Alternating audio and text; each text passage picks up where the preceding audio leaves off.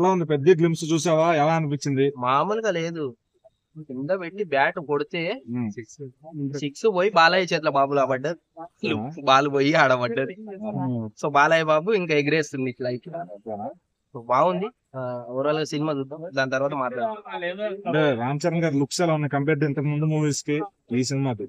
రంగస్థలం కానీ బుచ్చిబాబు గారు బాగా హ్యాండిల్ చేశారా? బుజ్జి బాబుతో సినిమా అంటే మామూలుగా ఉండదు ఒకటి. ఇంకోటి బుజ్జి బాబు అన్న సైలెంట్ గా ఉంటాడు, వైలెంట్ చూపిస్తాడు. సో సైలెంట్ గా ఉన్నవాడు వైలెంట్ చూపిస్తాడు. సినిమా ఇటు రాసి పెట్టుకోండి, మిలియన్ న్యూస్ లో వెళ్ళిపోతుంది.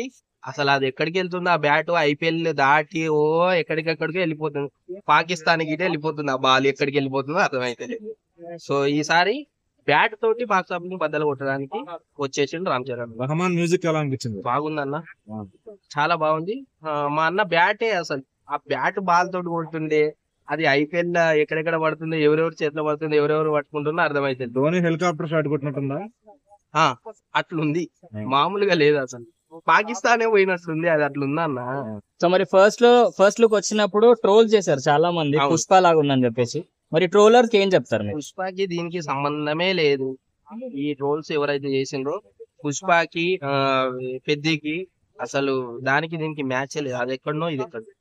సో పుష్ప సినిమా అంటే ఏందన్నా, ఎట్లా దొంగతనం చేయాలి, దొంగలను ఎట్లా తయారు చేయాలి, అది సినిమా. సో మరి మ్యూజిక్ డైరెక్టర్ గా ఏఆర్ రెహమాన్ గారు కాకుండా డిఎస్పి గారు ఉంటే బాగుండేది, ఇంకా బ్యాక్గ్రౌండ్ స్కోర్ అదిరిపోయేదని చెప్పి చెప్తున్నారు. సినిమా చూడాలి కదా, సినిమా చూడక ముందుకే అన్ని చెప్పిండ్రు. పుష్ప 2 లో గిట్ట ఒక సాంగ్ బాగాలేదన్నారు.